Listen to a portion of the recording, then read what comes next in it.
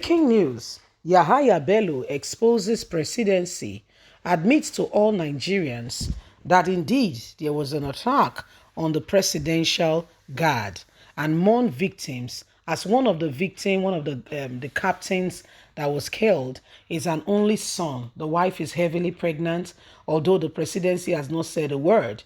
Now there has been massive attack in the capital territory, Abuja, going on to even Buhari's guards. I mean, there's a lot of things going on, and this is to go to the very president, and the presidency has not said anything. Everybody has been quiet and pretending like nothing happened. But guess what? It has gone beyond you can imagine. Okay, it has gone beyond you can imagine.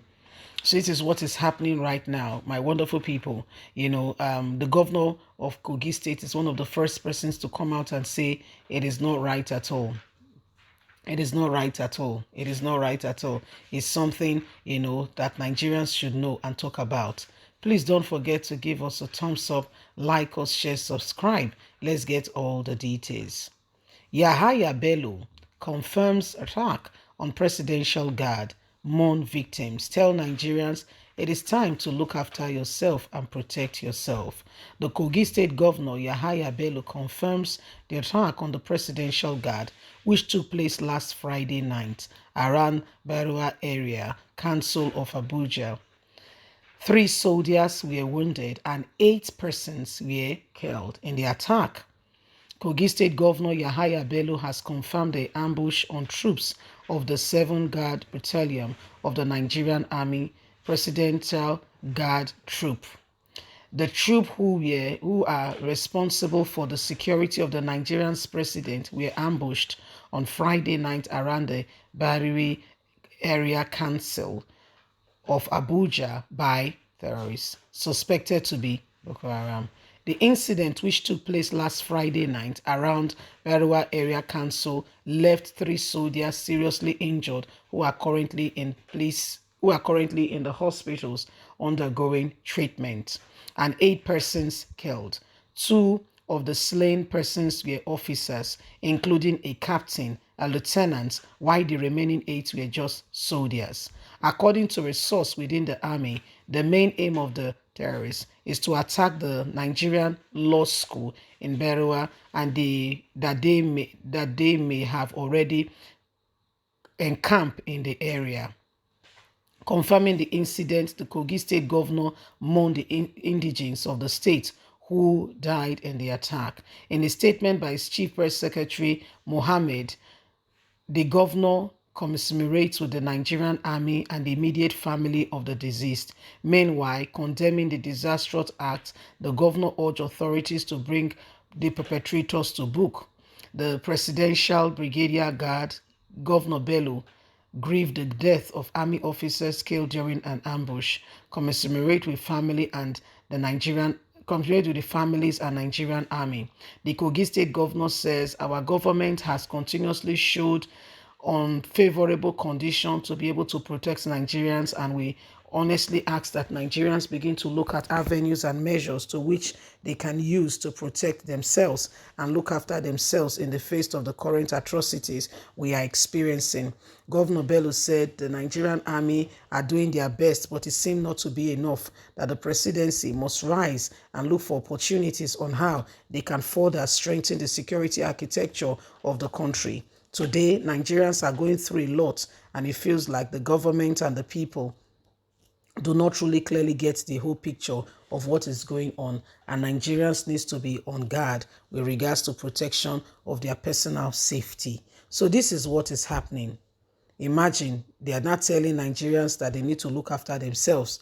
A governor is telling Nigerians that you sincerely need to look after yourself. Safety is paramount. In the face of all that is going on, you need to be really, really, you need to really put yourself and understand that, we need to write on the back of truth if we want Nigeria to become safe. A lot of persons and people who are clamoring and saying Buhari should remain, it is because it has not reached them. It has not gotten to any of them. By the time it gets to them or their family, we'll begin to see, we'll begin to understand where these things are coming from. It is because none of them have been afflicted or affected.